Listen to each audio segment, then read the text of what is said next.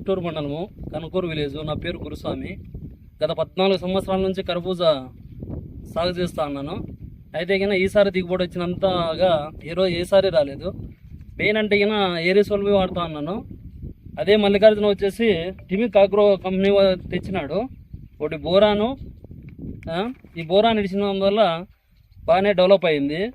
ఇది టిమిక్ అగ్రో KS3 ఫ్రూట్ సెట్టింగు.